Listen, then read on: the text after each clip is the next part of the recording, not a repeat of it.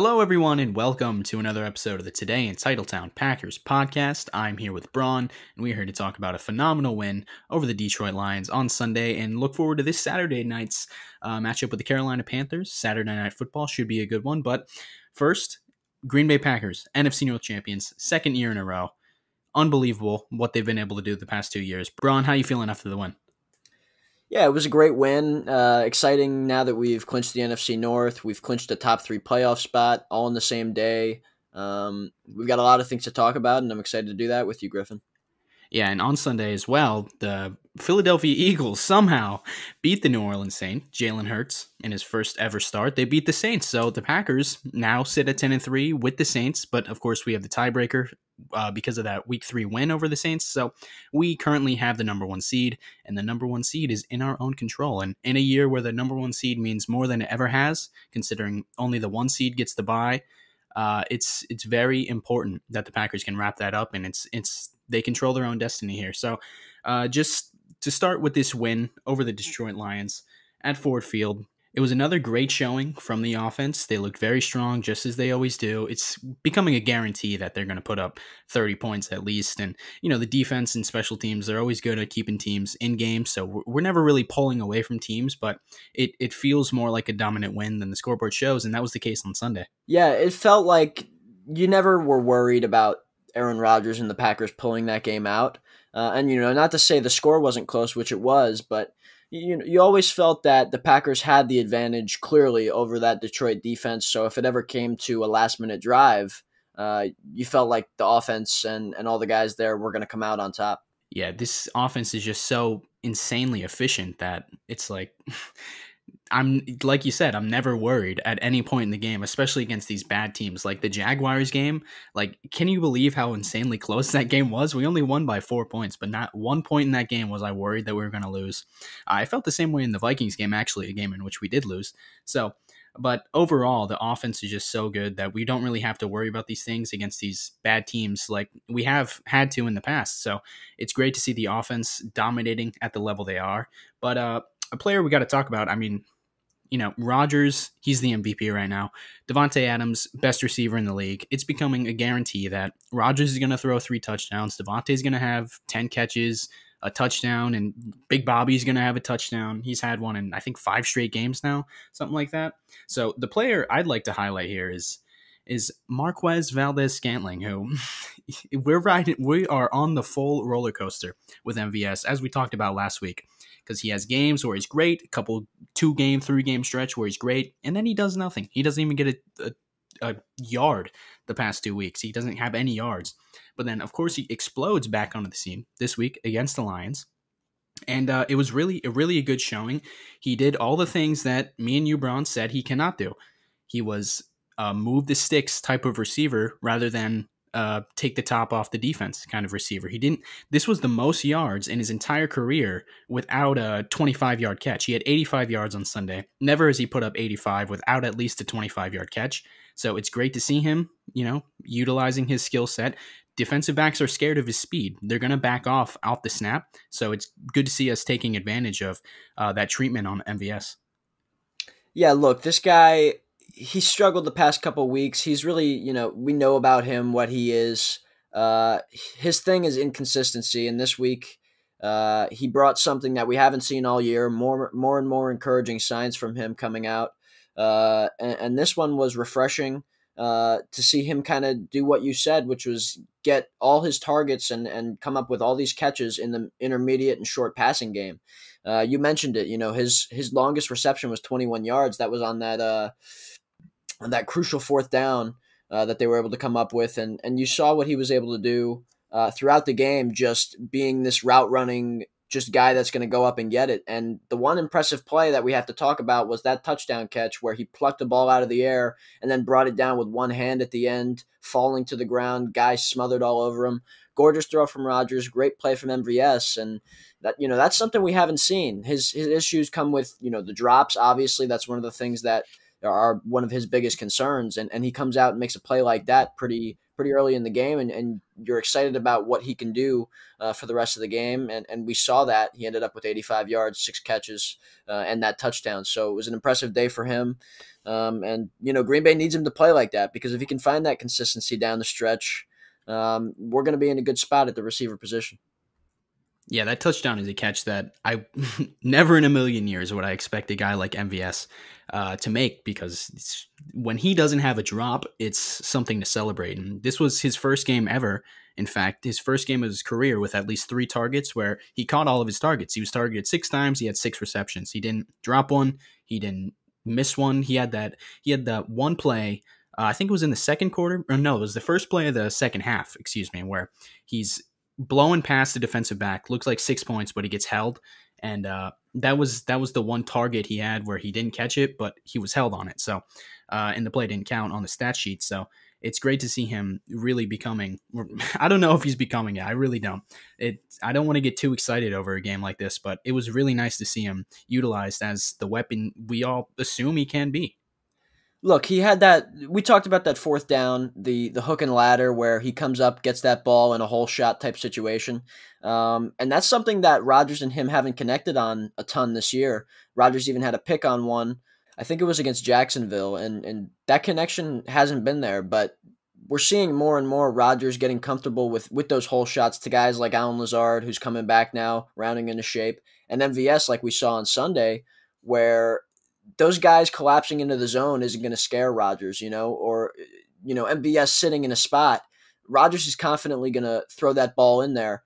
Gorgeous one on that MVS play, because it takes a lot of confidence and trust, and obviously it takes a fantastic ball, which Rodgers fired between defenders. And when you go out and do that, that shows you what kind of offense this could be, because it's so versatile in so many ways, and they're able to just do about everything they want to do out there. And the hole shots are coming more and more. I really think it's a great opportunity to get guys the ball and just move the sticks, as opposed to needing that run after the catch stuff. When you're just able to slice and dice the zone in between guys that are collapsing, I think it's a great thing to be doing. And when you have a guy like MVS able to do that for Rodgers, it just puts us in even a better spot. Yeah, when you're looking at the 2019 to 2020 improvement with Rodgers, it comes down to plays like that where he trusts his receivers and he's willing to fire a ball into double coverage in the tiniest of windows because he trusts his guys to make a play. Where last year, that was one of the biggest flaws of the offense. Rodgers not trusting guys, Rodgers looking off open receivers, looking at other players downfield. But this year, we're seeing him fire into open windows. And on the first drive, too, the pass to EQ, that was great. That was classic Rodgers, rolling right, off schedule, just fires it into EQ, trusting him to make a play. So it's that was good encouraging. To see. Yeah, yeah, for sure. To see EQ getting some good runs here and have success with Rodgers, that is crucial, because if MVS, Devonte, other guys go down, we need somebody who's getting some action and having a little bit of success. And we see EQ every week make a play or two, and that's got to be good for what we've got going on.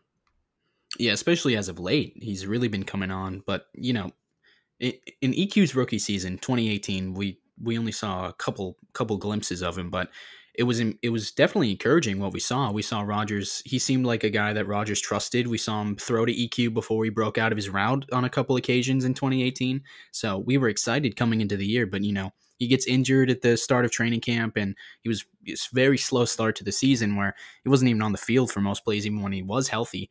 But the last couple of weeks, we're definitely seeing him start to come on pretty strong, and that's encouraging. We need the wide receiver depth desperately, considering that Devonte Adams is kind of all we've had the past few years in Green Bay. So EQ, MVS, Tavon Austin, Allen Lazard, these guys coming on is definitely going to be important for the offense down the stretch.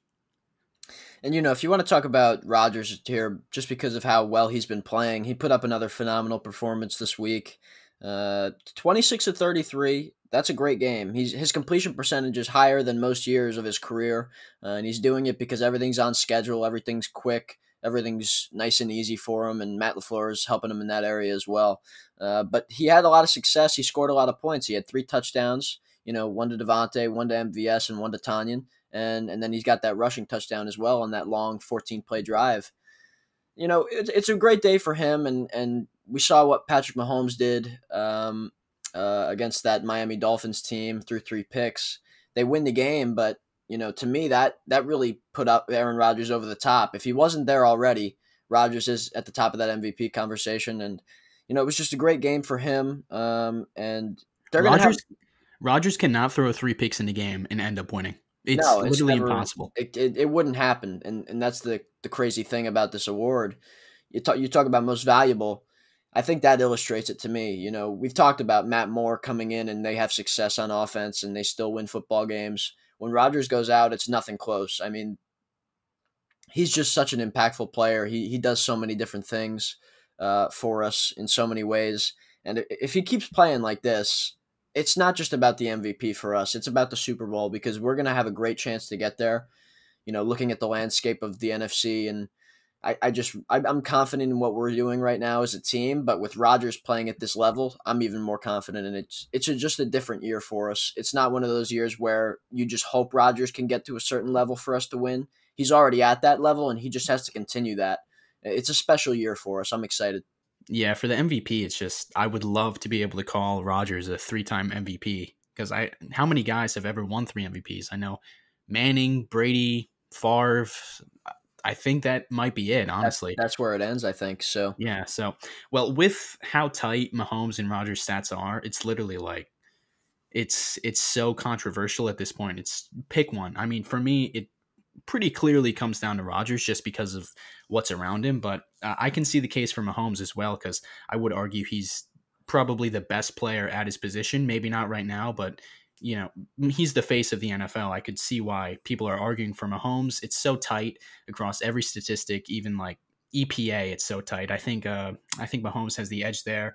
PFF grade, Aaron has the edge. It's also slight, so they could do the co MVP. Honestly, they haven't done that since like 2003. I think they did it, but that would be crazy if they did the co MVP, and that would suck. Honestly, I would hate to share the award. State Farm would be pretty happy though. Well, with the MVP, I think for Rodgers, he has the edge in my eyes, because what we've talked about, how we feel like he's just more valuable to the team, and that's the name of the award. But in the statistics, if you're looking just at that, even Rodgers has a 6 touchdown lead in passing touchdowns, and that's quite a margin. Rodgers has 39 and Mahomes has 33.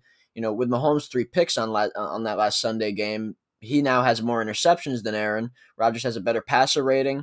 The only thing Mahomes has a true statistical edge in when you're just looking at numbers is yards. And that's because they're just throwing the ball at a much higher rate. Mahomes has, I think, somewhere around 50 something more throws than Aaron this year. And Rodgers is doing it at just as, almost just as many yards per play. And the only other thing you would say is, well, Mahomes' team is sitting at a 12-1 record, but for me, like we talked about, he's got so much surrounding him that is putting him in such a better position to win. Whereas Aaron Rodgers, yes, he has Devonte Adams, Aaron Jones, great O-line, and now a great head coach, but it's just different areas of the team, like the defense will let him down at times. Sometimes the wide receivers drop balls, and then we can't win the game because of that. But he's doing so much for us that we haven't been in that position. So if you look at those two guys from that angle, I just think it's Rodgers MVP to lose, and I think he's going to cement it in these next 3 weeks. Yeah, the yards for Mahomes are the biggest advantage he has in the statistics, but it's like yards are it's volume stats in general are kind of unreliable, and I think Mahomes has 8.5 yards per attempt. Rodgers has 8.2. So that puts it in perspective how many more attempts Mahomes is getting with how much more yardage he has on the season. So it's like Jameis Winston led the league in yards last year. It's not that important of a stat. I can see the value in it though when it's complemented by the other insane stats that Mahomes has with the touchdowns and interceptions. But overall, I don't think yards are that big of a deal when it comes to quarterbacks. But you look at, like, obviously, no one's going to argue this. Mahomes has better weapons than Rodgers does, and it's the coaching you can't really determine, but most people would probably agree. Andy Reid, better offensive scheme than Matt LaFleur has. But like Tyreek Hill, I would not say Tyreek Hill is a better receiver than Devonte Adams, right? But he's definitely a better weapon. You can score essentially from anywhere on the field with Tyreek Hill. At any point, he can just run straight by the defense, and it's 6 points. Devonte Adams isn't that kind of receiver. He's a 15, 10-yard catches, move the sticks type of guy, and he's definitely valuable. He's definitely the best player at his position. But Tyreek Hill is more valuable to a quarterback, I would argue, than Devonte Adams, and that helps the yardage, that helps the points scored for Patrick Mahomes, that helps the touchdowns, that helps everything. Having a guy who can just at any point score you 6 points. And then they've got the guy over there, Travis Kelce, who leads the league in receiving right now, and he's at a tight end spot. So that tells you what they've got over there. They've got a really good defense in the league this year, where defenses come at a premium, and there's not many good ones. The Chiefs have a good one, and they've got a lot of good stuff. They've got a good organization that surrounds him with a lot of good players. They've got probably 3 of the top, maybe even 4 of the top 10 fastest players in football on that team, and Aaron doesn't have those guys that can get down the field quick enough. Rodgers just lays deep balls out there. Like that's what Mahomes gets to do. Rodgers has MVS as his lone deep threat, and he's good for about 1 or 2 plays like that a game. But sometimes if MVS is your best deep threat, that's what I'm saying. Not very good because he'll drop you don't know if he's going to catch it. He'll drop 50% of the balls that Rodgers lays in his hands deep down the field, and you got the guys Tyreek Hill, Mecole Hardman, Sammy Watkins. Those are 3 of the fastest dudes in the league. I mean, so that's what inflates all the yardage, and that gives them such great offense that Rodgers just can't replicate with the scheme that we've got that really relies on getting pretty much moving the sticks. We do throw the ball downfield, but we don't have the guys that do it at such a level that the Chiefs have. Yeah, it's throwing the ball downfield is harder for Green Bay than it is for Kansas City. And then with Travis Kelce, like you said, forget tight ends. He's probably one of the best pass catchers in football, just the way he's able to find holes in the zones. He's able to get open on every play, and Mahomes is able to find him. So you can equate Devonte Adams to Travis Kelce because he's a quarterback's best friend, always open. You can find him on every play.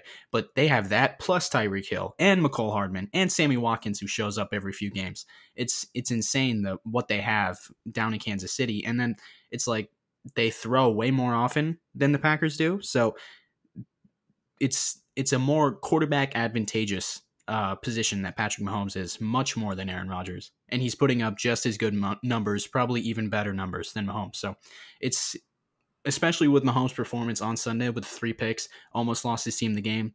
I definitely think the tide has shifted towards Aaron's favor. And just from like Twitter and Instagram, the consensus seems to be Rodgers right now, from what I've seen. While the Chiefs do have some great weapons, we've got good guys on our squad, and one of them that's just really stayed hot these past few weeks, like you mentioned, Griff, is Robert Tonyan. He's becoming a real reliable weapon for Aaron Rodgers and Matt LaFleur. They're calling big plays for him, and the one play that sticks out is they continue to give him the ball on these crucial 3rd downs to end the game, and we've seen it, I think at least 2 times in the past 5 weeks where it's 3rd down, and this is to ice the game. And they think we're just going to run it and punt them the ball with extra time, but Rodgers just roll out, play action, Tonyan, short pass, wide open, get to the sticks, and that's the ball game. And the trust in that guy to be able to go out and say, we're going to call this play, you have to come up and make it and win us the game here. They've done it twice, and it's worked twice, and it's fantastic to see that. And not to mention, he's got 9 touchdowns. He's got more touchdowns than incompletions. He's been targeted 52 times, caught 46 passes. So that's 6 incompletions going his way. And he's got 9 touchdowns. That's incredible from a tight end, a young tight end who's just breaking out this year, just getting real playing time this year. He's been fantastic for us, and I just can't wait to see what he does over the course of these next few weeks and heading into the playoffs. It's crazy that when Robert Tonyan is targeted, it's more likely to be a touchdown than an incompletion. That is insane. But when you're looking at the offensive improvement, it's the little things, right? It's one of them being Robert Tonyan being in snap to snap over Jimmy Graham, who Jimmy Graham was essentially a waste of an offensive player. He provided almost nothing to the offense. Just Robert Tonyan being in instead of him, a guy who's actually going to block people, a guy who's actually gonna be open on occasions, it's very very beneficial for the offense. And Matt LaFleur continues to get him open in creative ways. At the touchdown he scored was just a little play action boot leak play where he's just wide open. Defenses continue to ignore the tight end on these bootlegs. It's funny, we score on like one of them every week. But Robert Tonyan is very reliable. He catches everything thrown to him. It's just great to see the improvement that he's made. Thinking back to 2018 in Seattle when Rodgers launched the 50-yard bomb to him, and everyone was like, "Oh my God, Robert Tonyan, who's this guy?" And to think of where he is now, it's crazy. Yeah, I remember that. And Rodgers said after the game he thought it was Jimmy Graham. Yeah. So I mean, Yeah. he's come so far, and it's great to see that for him. And you mentioned that his blocking ability. We saw a viral play. It went all over the internet, where he made a block. He just shoved the guy into his teammates, and the Packers offensive line was able to just like put their hands on the four guys that went dominoes onto the ground like bowling pins. It was a great block, and that was on that key fourth down hole shot to MVS. So everybody's, like Matt LaFleur always says, the cliche of play your 111th. Everybody's doing that. And when you've got that on a successful team with the locker room we've got, when everybody is contributing and it's just such a great environment, that's the team that goes and gets to the Super Bowl. And we've got the best locker room. We've got the best team chemistry. You could see it on the field every week. We've got the best team chemistry we've had in years over here, and it's just so exciting. And that starts with the coaching. The job that Matt LaFleur and Nathaniel Hackett have done of bringing this team together, bringing the chemistry together, coming off of the end of Mike McCarthy's tenure, where it was such a toxic environment in that locker room. The way Matt LaFleur was immediately able to come in and just gel everything together, and seeing them all celebrate after every single touchdown, the gold celebration, all of that. It's amazing, and you don't see this a lot in the NFL where teams are just the chemistry is just so tight, and they're all so good friends with each other, and they all love each other, and they all want to celebrate with each other. It's great stuff, and it makes you really wonder why Matt LaFleur is not in any of the Coach of the Year conversations, and he's not in any of the best coaches in the NFL conversations. He's been phenomenal for us as a leader, as a partner with Aaron Rodgers, as a head coach, just as a guy that all these players can trust and get behind. He's been that for all of them. And, all the way down the roster, the 53 guys on the main roster, and then you've got the 16 guys on the practice squad. He's been that. And it's brought so much to what we can do, not only on offense, but, on special teams and defense. A lot of the successes can be attributed to what he does as a locker room leader. And I just, you can't overstate how important he is to what we do. And like you said, he should be in every Coach of the Year conversation at the top of it, because and Rodgers talks about it every week. He gushes over the play calling, the scheme, the plan. It's just everything, everything is in sync, and it's because of what Aaron Rodgers and him are doing as a partnership. Yeah, his and Aaron's relationship is insane. The way they trust each other, the way they build the offense, it's the two of them working together every week. And a lot of people, I assume, discount Matt LaFleur's coaching credentials because he has Aaron Rodgers, but at the same time, they're saying that Aaron Rodgers is washed last year. He's not the same quarterback. So who does this credit go to? And then you think back to 2018 when Mike McCarthy was fired. What was the discussion? They got to find a coach who can rebuild Aaron Rodgers. They found that. Go watch a game from 2016, which was the last time that Rodgers was playing as well as he is right now. And then watch a game now. It's literally a different quarterback. It's literally a different offensive scheme. He's gotten Aaron to buy into a completely different schematic offense. He's doing things that Mike McCarthy never did. He's doing things that Aaron didn't like when Matt LaFleur was hired, like play action, like pre-snap motion. These are things that Aaron wasn't comfortable with, but now he is, and look how well the offense is doing.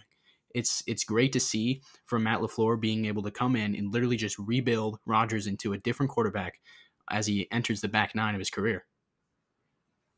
Yeah, it's about what Rodgers is having success with now, and you just mentioned it. He's doing things differently. It's pretty clear.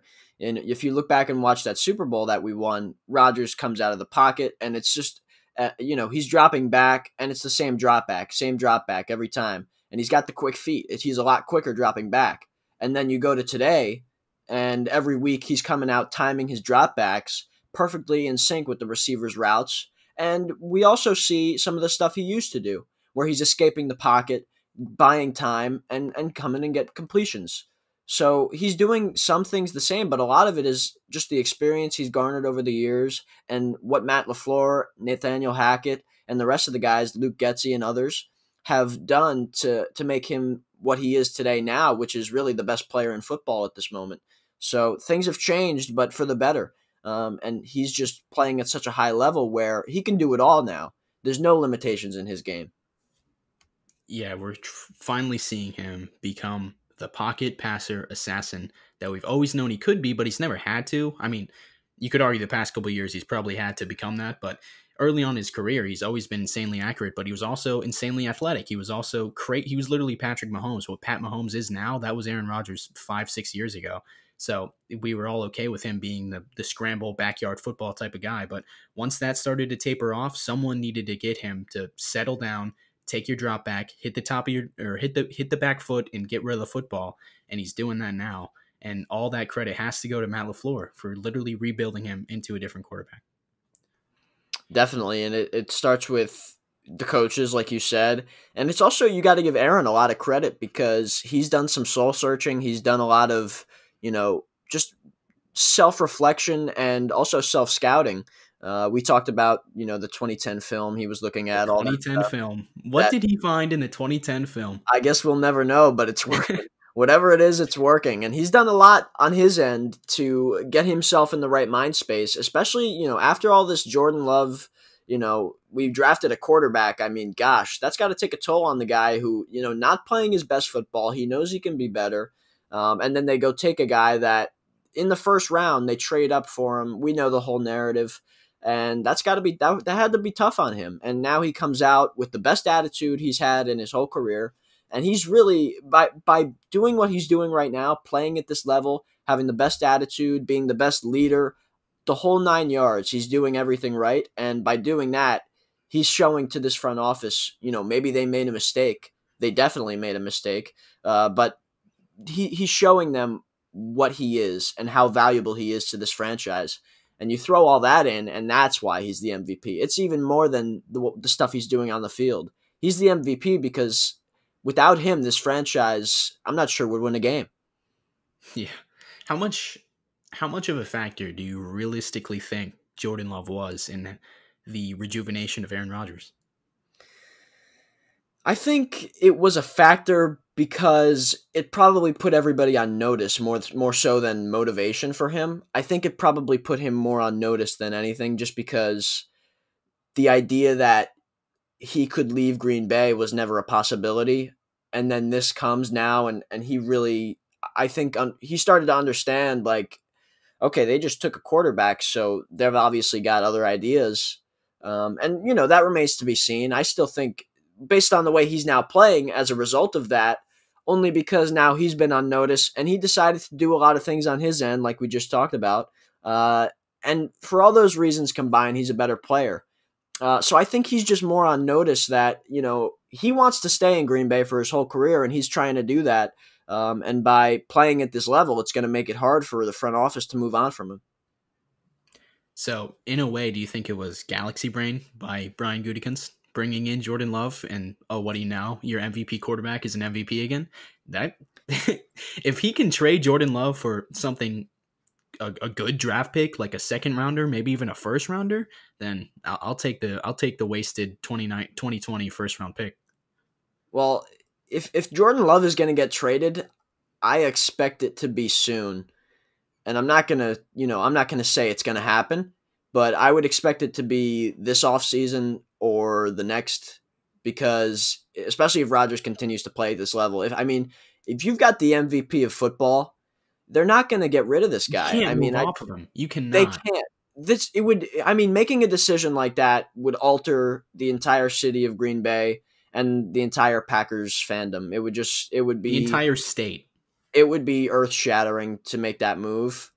It would be, you talk about these fans. They they talk about how the fans own the team, the fans own the team. Well, this would be an absolute stab in the back to every football fan in Green Bay.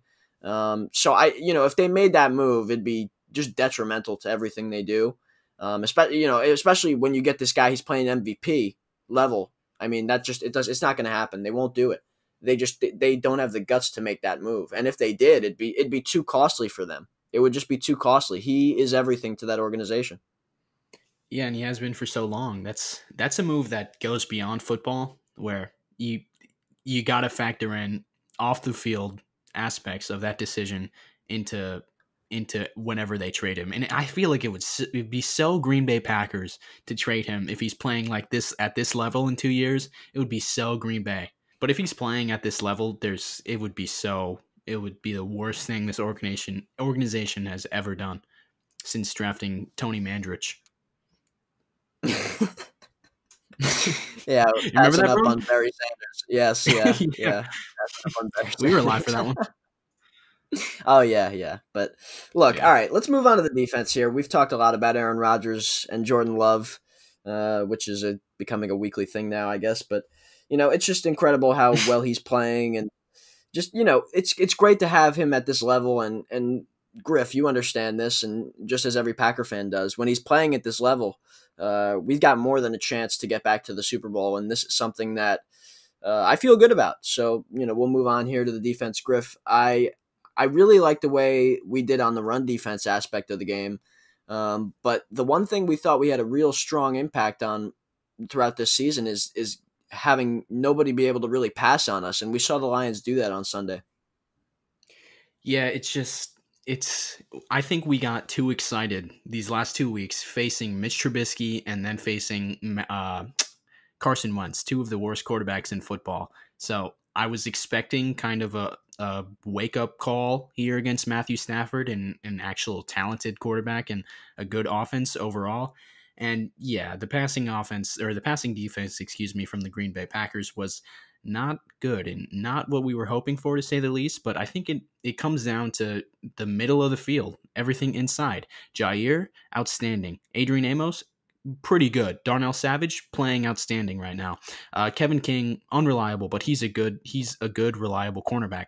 Everything inside of that is mayhem. You never know what you're going to get. Christian Kirksey stinks. Chandon Sullivan, you never know what you're getting with him. And then Will Redmond is getting all of Raven Green snaps. I know you love that one, Bron. What is he doing on the field? He cannot play. It's very bad. Gosh. And teams are attacking it. Well, look, the middle of the field is just absolutely awful. It's in the passing game more even than the run game. Because in the run game, the Lions only ran the ball 15 times. Kind of shocking. You'd think shocking. Every time you think, we're going to go into a game, we always talk about, well, this team has X running back. They're going to run all over us. But in the end here, we saw the first shootout of the year passing the football. And that ended up being the Lions targeting these guys, like Marvin Jones and others who just... Marvin Jones destroys us every time he plays us. It's and so Danny weird. Amendola, too. Both of those guys. We have a hard time against the Lions, because they seem to consistently they're able to pass the football against us consistently every time we play them. Yeah, for years it was Stephon Diggs and Marvin Jones. 4 times a year, they would just eat us alive. And, Stephon Diggs is gone, thank God. But Marvin Jones continues to dominate the Packers. And he had that one catch that luckily was ruled incomplete for whatever reason. But we caught a break on that one for sure. This is a game where we never really got too comfortable. Obviously, we had good leads at different points. But, we ran the ball 31 times. And that's twice as many times as the Lions ran it, which was surprising. I mean, it's just weird. But like we just talked about, they had so much success in the passing game where they just weren't running the ball. And it was tough because the guys that we had on the field, Will Redmond, playing a lot of the snaps that Raven Green was playing and others, Christian Kirksey in there who, he makes a good play or two every game, but there's a lot of times where he gets exposed.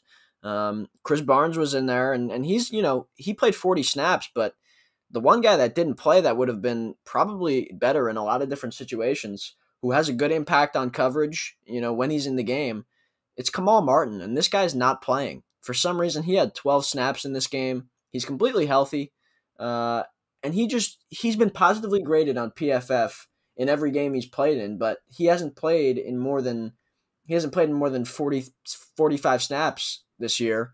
And in the last 4 weeks, he hasn't played more than 25 snaps. That is I bizarre. don't understand what it is. It's so weird. This guy is he's the most impactful player in the middle of the field for us, easily. This year, it's not even close. Christian Kirksey just isn't as good as him right now. No. And he played 12 snaps. I don't understand it. I mean, is Will Redmond really a better player than Kamal Martin in coverage? I don't think so. I really don't think so. This guy, he had 2 penalties on special teams. This guy is 2 weeks ago against the Eagles. This guy is supposed to be our special teams ace. He comes out and gets 2 penalties, and he's supposed to be our special teams ace. I don't understand it. He can't play defense. He can't play special teams. And this guy's out there on the field on a consistent basis. It's hard to comprehend what the guys are doing there in that coaching staff. I don't get it. Because if you put him at safety, he's going to allow a big play. If you put him in the middle of the field, he's not going to be able to make a tackle. And then there's nowhere else for him to go. So the only other place for me that I'd put him is the bench.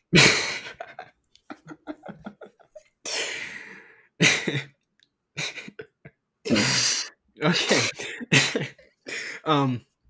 Yeah, he's not good. I didn't know Kamal Martin was playing so few snaps. That is insane. Christian Kirksey? Are you kidding me? Christian Kirksey is legitimately the worst linebacker in football right now. He's not good. He is not good at all. He's way under what we expected him to, how we expected him to perform right now. Well, okay, I don't know. Look, he had one good pass coverage play. In the last 2 games, he's had 1 each. Other than that, not good. But he's not I don't know if he's the worst linebacker in football. But he's not playing good enough, that's for sure. We can both agree on that. We need better play in the middle of the field. But the crazy thing is, you look at how Adrian Amos is playing, lights out. How Darnell Savage is playing. He's playing awesome football. Jair Alexander's playing incredible football. It's crazy because our secondary is in lockdown mode every week. Kevin King did not have a good game, but the rest of the secondary is playing great. And when the Lions are passing all over us, you wonder what the issue is because we've got 2 of our 4 secondary players playing elite football. And then you look at the film and you watch the game, and Shandon Sullivan is struggling mightily at slot corner, a guy who was undrafted that we're supposed to be trusting out there. He makes a good play here and there, and then on 90% of the other snaps, he struggles against everybody in front of him. I wonder why. He's an undrafted free agent, maybe. Maybe you don't start him every week. Well, to be fair, Chandon has showed a lot of good things last year, and early on in this year, he showed a lot of good things. But right now, he's not. So did Geronimo Allison, Griff. And he was an undrafted free agent, and then he fell off the map after he had, he makes 1 good, 2 good, 3 good plays a year, and then he comes out and is just awful for 2 seasons in a row, and then we finally let him go. But other than that, that's what about these undrafted free agents. These undrafted free agents come out and play good. They play decent football, and then they are what they are, which is undrafted free agents, and then they start to play like it. And then we're all shocked, and we continue to play them, hoping that they'll be a star, when in reality, they got hot for a few games, and they're an undrafted free agent. That's my thoughts on it. Yeah. And I'm not saying you go out, right? You bench Shandon Sullivan. I'm not saying you do that. But he shouldn't be playing, I would like to see Josh Jackson in there more. He doesn't even play barely. Yeah, he doesn't even play. He doesn't play. He got sat 2 weeks ago. Bron, this is the thing with the Packers defense. You wonder why they have so much talent everywhere on the field other than a few positions. It comes down to Michael Pettin. Why isn't Josh Jackson playing? Why isn't Kamal Martin playing? Why is Chandon Sullivan playing so much? And why is Christian Kirksey playing so much? Granted, Pettin's been doing some good things recently. He's blitzing more than he was. He's pressing up on the line. He's not many 3-man rushes. Yeah, we haven't seen any of those as of late. He's using Darnell Savage as a chess piece. That's nice to see. But it's still these stupid things. Christian Kirksey has given up 5 touchdowns this year, the most by any inside linebacker in the league. And how many games has he missed? Teams are attacking him.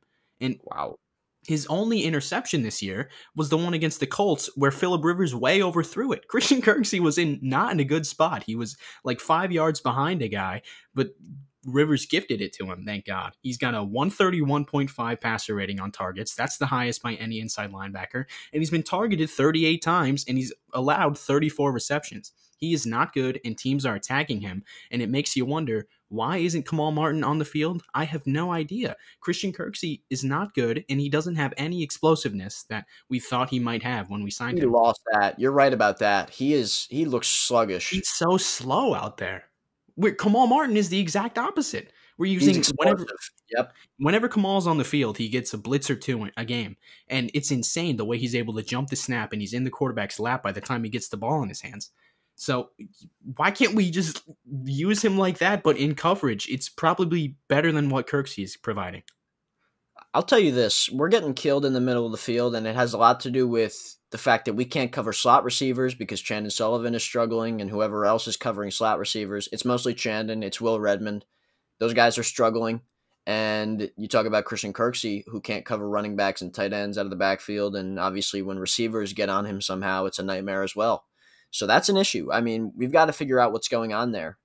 You know, Andy Herman, the guy who we had on this podcast, great Packers beat writer, he talked about possibly moving Jair in the slot more often. And I don't disagree with that, because then you could put Josh Jackson out on the boundary, which, you know, he's had success there. He's played there this year. Kevin King was out for a long period of time, and Josh played some decent football. He wasn't terrible. I just don't understand why he's now sitting after, you know, starting games this year. It just doesn't make any sense the way this coaching staff thinks sometimes on defense. And, you know, Will Redmond, he's playing so much. It's like something's going on here. Why don't you jumble something up a little bit, get Darnell Savage closer to the ball, Adrian Amos? We got to move somebody with talent in that middle of the field area to make more plays and prevent some of those big plays from happening. In a lot of ways, I think this is the defense that we have, and we're gonna have to live with it. And the offense is gonna have to be good enough where it doesn't matter.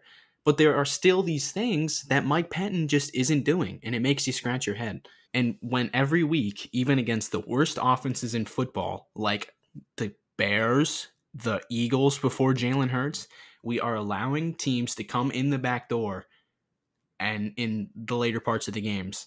It's consistent every week. And this week, it almost bit us in the ass. The Lions could have won this game. They literally could have won because our defense, I don't know what it is, but they let up in the fourth quarter every single week. I think you're right about that. And a lot of it has to do with how easy some of those things are coming to teams that can throw. I mean, Danny Amendola was getting open on so many different plays. Kevin King, who on paper is probably a really nice matchup with a guy physical, long, Marvin Jones gets downfield. Kevin King's a pretty good matchup with him. But Marvin Jones was taking advantage of that all night long. You know, it's hard. It's really hard when things are coming so easy to another team, and that's really how things get let back in the game. Another guy, Vernon Scott, he played 15 snaps against the Lions, looked real good. He was actually PFF's highest graded player for the Packers defense, over a 90 grade.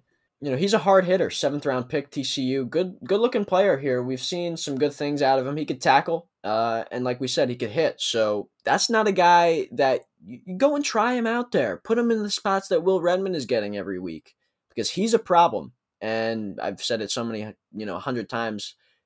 Just anybody out there besides him, we might find something. Just an improvement, something that can put us a little bit over the top where things aren't coming that easy, and teams can't just find things so easy to get back in the game.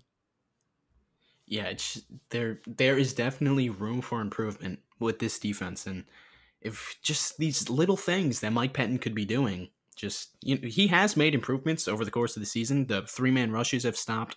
I haven't seen Preston Smith on many tight ends recently. I haven't seen Kenny Clark in coverage a whole lot. So at least he's doing these things right. And, the blitzing, that's definitely up. Darnell Savage closer to the ball. You love to see that stuff, but there's still so many things wrong with this defense that just frustrate you as a Packer fan, and along with the special teams, because that continues to be just horrible. Really, a 71-yard kickoff return. Mason Crosby had to save the day a week after giving up a punt return touchdown to Jalen Reagor.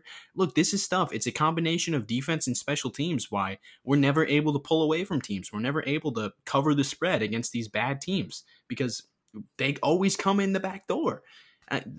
Think back to the Jags game. That was a 4-point game against the 1-12 Jacksonville Jaguars because of a punt return touchdown that actually made us have to step on the gas a little bit. And then the Eagles last week. That game was over, done with, but then a Jalen Reagor touchdown return, and the game on. Game's still going. It's like, did this franchise, what is the most infamous moment of this franchise in playoff history?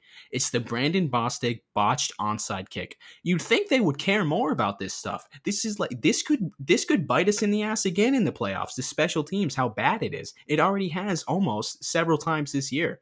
So it's so frustrating that we're never able to put together a good special teams unit. When's the last time we had a punt return touchdown, a kickoff return touchdown? I think it was Micah Hyde in 2015 or 2014. It's just, we're always bad. And Sean Menenga, does he have a clue? I don't know. No, look, I mean, we haven't had a return touchdown. We haven't had, remember, what was the last time we had a blocked kick, a blocked punt, any of that?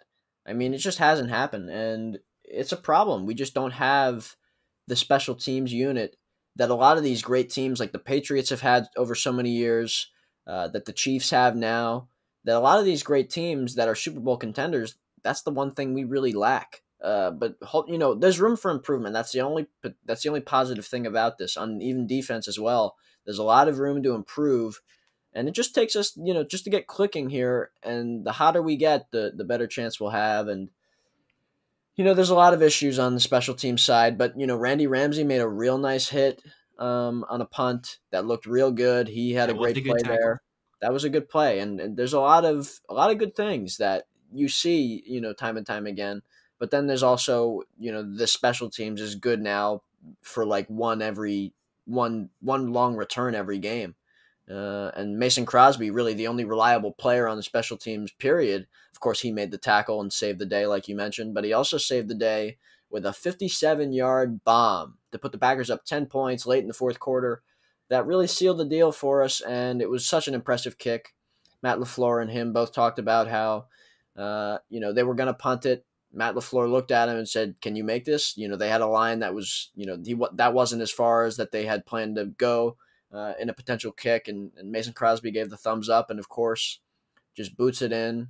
Gorgeous kick, and that was just a great way to end a big win and clinch the NFC North.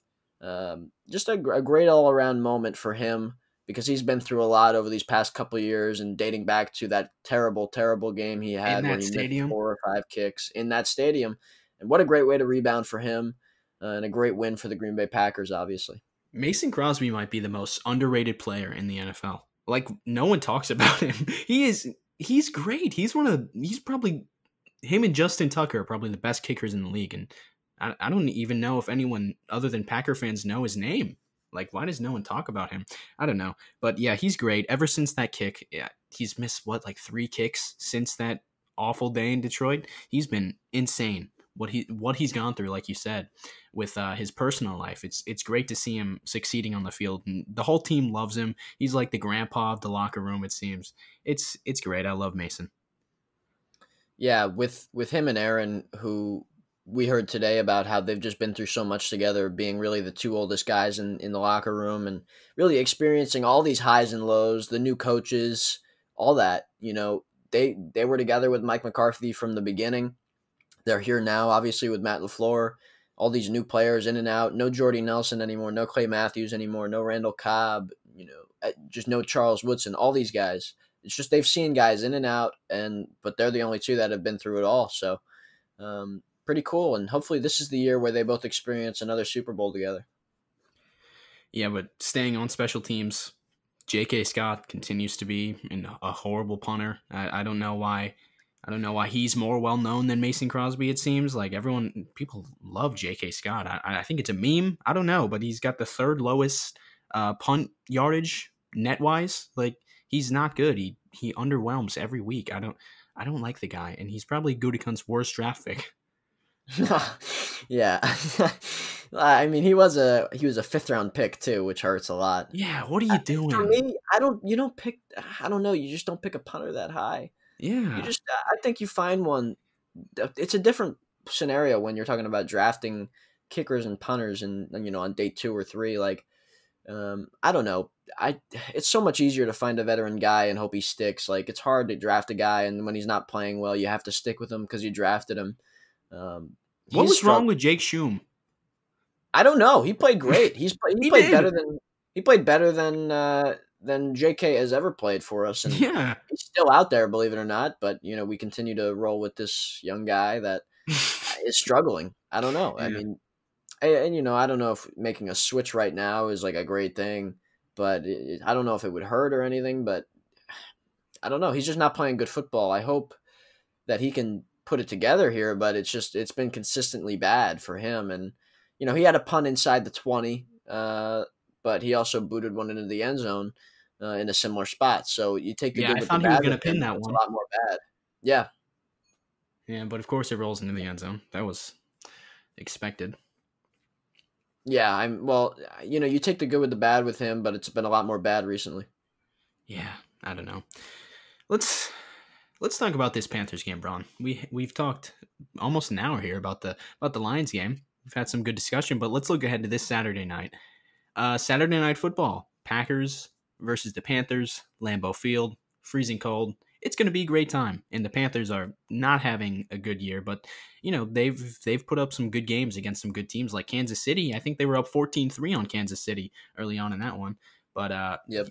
they're definitely nothing to sneeze at. They can come in and shock us if we let them. So it's going to be tough. And Mike Davis is a guy who really scares you because it doesn't look like Christian McCaffrey's going to play, but Mike Davis is still he's a hard running back who I could easily see tearing up the Packers, awful run defense. I'm honestly a little bit more concerned with the passing game that they potentially could have because they've got three really nice, fast, strong route running receivers. They've got DJ Moore, who has done good things this year, a little bit inconsistent for them. Robbie Anderson has been more consistent, but kind of the same story. But they're both talented, and then they've got a guy who's came on really well recently for them in Curtis Samuel. So those three guys are going to be hard to defend because they're fast. They're really, really athletic, and they put them in a great situation when they need to pass down the field. So they do have success in the passing game. Teddy Bridgewater is no joke. He could play in this league. He's had a lot of success, and I the running game is another issue though. Mike Davis has been good for them. He's been a great replacement when Christian McCaffrey can't go. But it's a little bit of a concerning game on offense for our defense to have to defend, but I'm not extremely worried about it. But they do have guys that can play. Yeah, and McCaffrey being out, the Panthers have been a worse offense with McCaffrey in the game actually. So it's like him being out, him being in the game means that a lot of teams do this. They're just going to feed the running back the ball on every play when they don't really have to, and it's probably more harmful for their offense to do that. So him being out lets them put the ball in Bridgewater's hands more often. Who's always been a great distributor, nothing special, nothing elite, but he can get the ball to the open guy. And then the speed they have on offense with their receiving core, like you mentioned, with Robbie Anderson who can score at any time, DJ Moore and Curtis Samuel, that definitely does scare you. And I could see if we're able to put up points on offense. This is always the story. If we're able to put up points, they're not going to be able to run the ball. So it is going to come down to how well can Bridgewater throw against the Packers defense. And I could see a scenario where he is able to find open guys pretty often, and they could put up a lot of points here. But hopefully we're able to stay strong as a defensive secondary and prevent that from happening. I think it really, depending on whether this is a shootout or not, it's gonna really all hinge on what their offensive line can do and what our pass rush can do against that offensive line. Basically, for me, that's going to decide how this game goes. I just think if our defense can get home, that's where we disrupt, obviously, all the things they want to do, running the football and passing, obviously. So if we're able to do that, that'll put us in a lot better of a spot. But if we can't get home as often as we like, we can't get the pressure we like, then things start to get into where you're talking about a likely shootout scenario where, of course, you feel good. We're the best offense in football, and that defense isn't anything spectacular. So you do feel good. But in a shootout, anything can go. Things just happen. Turnovers could change the game. and it's about possession by possession. That's how it goes in a shootout. So we're gonna just have to hope that our defense can do the job. We're gonna have to hope that the defense can step up, make stops when we need them, and then avoid a shootout with that team. Yeah, I think the game plan on defense has to be blitz Teddy Bridgewater on early downs, speed up the mental clock, take advantage of a not great offensive line, get him to force some balls maybe and create some turnovers. I think that has to be the game plan against a quarterback like Bridgewater. But on the offensive side of the ball, this Panthers defense is very young, very exploitable. You know, they drafted all defense in the draft this year, so it's very young, and it's a defense that doesn't really know what they're doing a whole lot of the time. And this weekend, they made Drew Lock look like a good quarterback. So it should be another great game for the Packers offense, another 30-point game. And I think the wheels should keep rolling for the Packers offense this week. Something really, really crazy to think about is thinking about, what we did last year, where every game was a bit of a struggle, more low scoring than anything. We've put up 10 out of the 13 games this year. We've put up 10 30-point games. That's remarkable. We lead the league in scoring. Nuts. We continue to lead the league in scoring. The amount of just the passing game in general, so much more explosive than it was last year, so much more efficient. You just put all that in perspective, and it's really surprising, and it's really exciting as well. Talking about a team that went 13-3, we're having a lot of success. We're winning games. We get to the NFC Championship game. That excites you about what we could potentially do in a game in the playoffs where we know we have the better offense than their defense. We know we're gonna be the better team on that side of the ball every game with any team. So it just excites you for what we could potentially do to move on farther than we have in recent years. Yeah, this offense is really a lot like Brady's Patriots, where it's dink dunk, and then all of a sudden 40 yards over your head, MVS touchdown. And we continue to do that. We continue to do that week in and week out. And going against a defense like the Panthers, with schematically the offense is more run the ball, play action, illusion of complexity, as LaFleur always says. So you think, in theory, that could probably take advantage of the Panthers' young defense that probably doesn't really know what they're doing. And obviously they're out of the playoffs, so they don't have a whole lot to play for other than individual, this is their job. So I'm expecting another great performance from the Packers offense. Yeah, I'd certainly hope so. And we talk about what Lambeau Field means to our success, and hopefully we see more of that because this is a night game. You'd like to hope it's in the high 20s at most. Hopefully it is. And if that's the case, even hopefully, forecast might change. We'll see some precipitation, hopefully. All that puts the Packers in a better position, and I'd like to see that. We could use some practice playing in those conditions against a team that maybe we should go out and beat. I'd like to see us have some success in the conditions that we're going to be seeing if we get this bye that we're right now in position to get. You're getting me excited, Bron. Thinking of a snow game, NFC Championship game in the snow, Yeah. Lambeau Field. Oh, that'd be great. We're in position for it now. After the Saints lost to the Eagles, the team we just beat the week before. We just have to win out. We're sitting at the number 1 seed right now. If we beat this Panthers team, if we beat this Titans team, and we beat the Bears, who we've already blown out this year, you're looking at the number 1 seed in the NFC, the only bye, and for the first time in Aaron Rodgers' tenure, a potential Green Bay Packers NFC Championship game at Lambeau Field. We could see that for the first time. It's exciting. I mean, the playoffs right now, we sit at the top. And it's hard to not get excited about the potential of getting that bye, getting a week off, getting healthy, preparing for the 2 teams you may face, the few teams, whoever it is, and then getting to feel like you're going to be in a great spot because they're coming to our house. They're going to have to face the wrath of the Lambeau cold, the Lambeau snow, and it's going to be good. We're going to have a great shot to do that.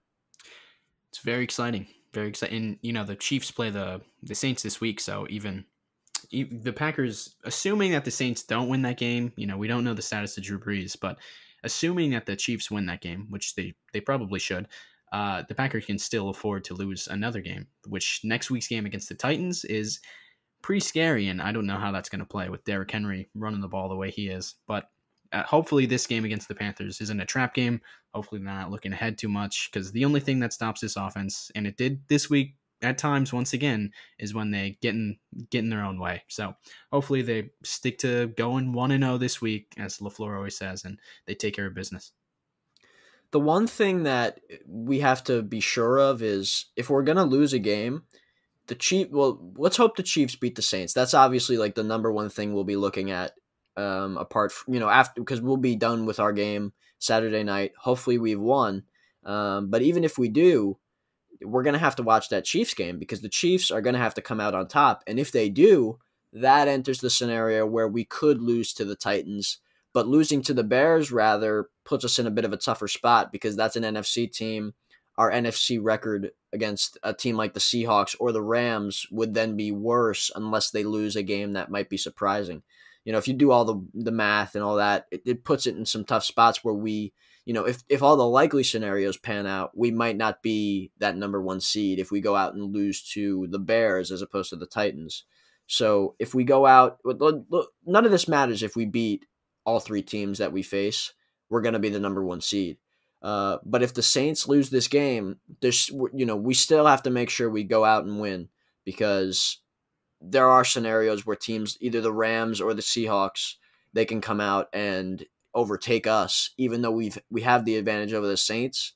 If we finish with the same record as a team like the Seahawks or the Rams, then that enters the scenario where we could be number 2 or number 3. Right. So it's just focus on what's in front of you. Go 1-0 every week. You control your own destiny. Get that NFC Championship game at Lambeau Field. That'll be nice. Hopefully it plays out that way. What are your score predictions here, Bron? How do you think this is going to shake out on the scoreboard? Yeah, I'm going to give the Panthers a good number here, and I do think we come out and get the win, of course. I see us getting 30 again. I think we go up and get 38, and I'm going to give the Panthers 26. So we win by 2 possessions, but the Panthers get their money's worth. And I think we're going to look good doing it. It's going to be a game where everybody's going to be watching Saturday night. It's a rare occurrence when football's played on Saturday. So people are going to be watching, and it's going to be that game where you really key in on the fact that the Green Bay Packers are the best team in the NFC, and it's going to be tough for any other team that comes out and plays them, because the NFC is going to likely run through Lambeau Field. Yeah, this is a game where we show our dominance on a national stage. Aaron proves his case for MVP even more than he already has. I'm thinking this is a 41-24 type of ball game here, where we just beat up on a team we're better than, and that's how it should be.